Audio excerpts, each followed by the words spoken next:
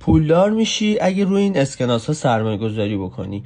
اسکناس 5000 تومانی طرح جدید بانک مرکزی با یک رنگ خیلی خاص که خیلی خیلی کم توسط بانک مرکزی توی بازار پخش شده، ولی اون تعدادی هم که موجود هستش با قیمت خیلی مناسب میتونید تهیه بکنین و آینده بسیار بسیار درخشانی دارین این اسکناس و سودهای چند برابری میتونین از این اسکناس تو سالهای آینده جمع آوری بکنین.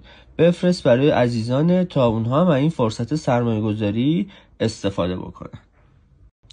پولدار میشی اگه روی این اسکناس ها سرمایه گذاری بکنی.